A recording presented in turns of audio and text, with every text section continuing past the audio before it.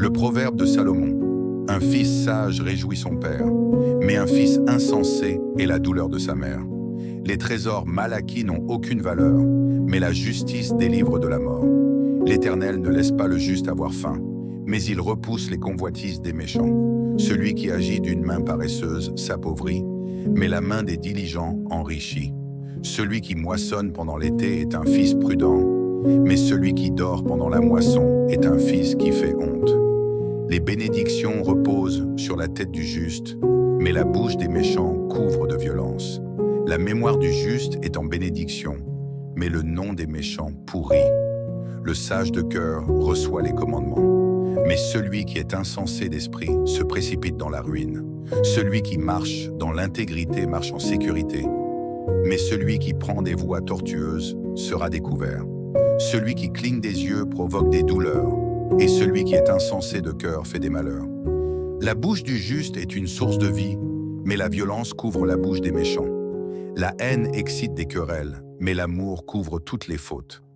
Sur les lèvres de l'intelligence se trouve allemand la sagesse, mais une verge est pour le dos de celui qui est dépourvu de sens. Les sages amassent la science, mais la bouche de l'insensé est une ruine prochaine. La fortune du riche est sa ville forte, la ruine des pauvres est leur pauvreté. L'œuvre du juste produit la vie, le salaire du méchant produit le péché.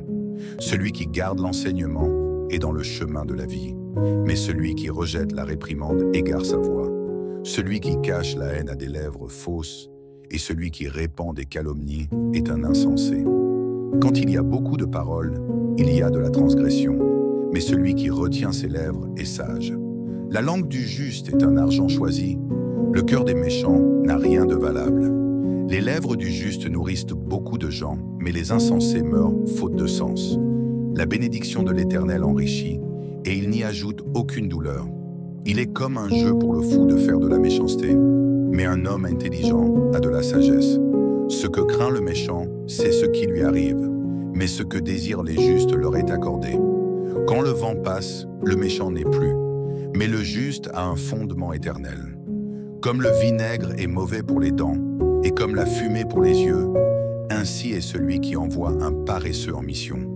La crainte de l'Éternel augmente les jours, mais les années des méchants seront abrégées. L'espérance des justes est une joie, mais l'attente des méchants périra. La voie de l'Éternel est un refuge pour l'homme intégré, mais c'est la ruine des ouvriers de l'iniquité. Le juste ne chancelle jamais, mais les méchants ne restent pas sur la terre. La bouche du juste produit de la sagesse, mais la langue perverse sera retranchée. Les lèvres du juste connaissent ce qui est agréable, mais la bouche des méchants connaît la perversité. La balance fausse est en horreur à l'Éternel, mais le poids juste lui est agréable. Quand vient l'orgueil, vient aussi l'humiliation, mais la sagesse est avec les humbles. La sincérité des hommes droits les conduit, mais les détours des perfides les perdent. Au jour du malheur, les richesses ne servent de rien, mais la justice délivre de la mort. La justice de l'homme intègre aplanit sa voie, mais le méchant tombe par sa méchanceté. La justice des hommes droits les délivre, mais les perfides sont prises dans leur convoitisée. Quand le méchant périt, il n'y a plus d'espérance, et l'attente des injustes périra. Le juste est sauvé du malheur, et le méchant vient à sa place. L'hypocrite trouble son prochain par sa bouche, mais les justes sont délivrés par la connaissance. Quand il va bien aux justes, la ville se réjouit. Quand les méchants périssent, il y a des cris de joie. Par la bénédiction des droits des hommes, la ville est élevée. Mais par la bouche des méchants, elle est renversée. Celui qui méprise son prochain manque de sens, mais l'homme de bien a l'intelligence. Celui qui va répandre des calomnies découvre le secret, mais celui qui a l'esprit fidèle cache la chose. Quand il n'y a pas de direction prophétique, le peuple est sans frein. Mais celui qui garde la loi est bienheureux. Celui qui frappe son argent à intérêt et qui le prête sur usure amène la ruine sur sa maison. La femme qui est pleine de grâce obtient la gloire, et les hommes forts obtiennent la richesse. L'homme bienfaisant fait du bien à lui-même, mais celui qui est cruel trouble sa propre chaise. Le méchant fait un profit trompeur, mais celui qui sème la justice a un salaire véritable. Comme la justice conduit à la vie, ainsi celui qui poursuit le mal cherche la mort. Ceux qui ont le cœur perverti sont en horreur à l'Éternel, Mais ceux qui sont droits dans leur voie lui sont agréables. Si l'unité des méchants est assurée, ils ne resteront pas impunis. Mais la postérité des justes sera sauvée. Comme une bague d'or dans l'aine d'une truie, ainsi une femme belle, mais dépourvue de discrétion. Les désirs des justes ne sont que bien, mais l'espérance des méchants est la colère. Il y a ceux qui donnent libéralement et qui sont plus riches, et il y en a qui épargnent plus qu'il ne faut, mais qui sont dans la pauvreté.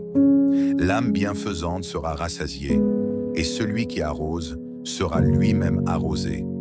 Celui qui retient le grain, les peuples le maudissent, mais la bénédiction est sur la tête de celui qui le distribue.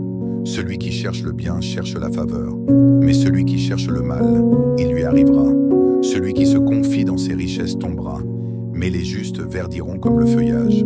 Celui qui trouble sa maison héritera du vent, et le fou sera serviteur de celui qui est sage de cœur. Le fruit du juste est un arbre de vie, et celui qui gagne des âmes est sage. Voici, le juste reçoit sa récompense sur la terre. Combien plus le méchant et le pécheur.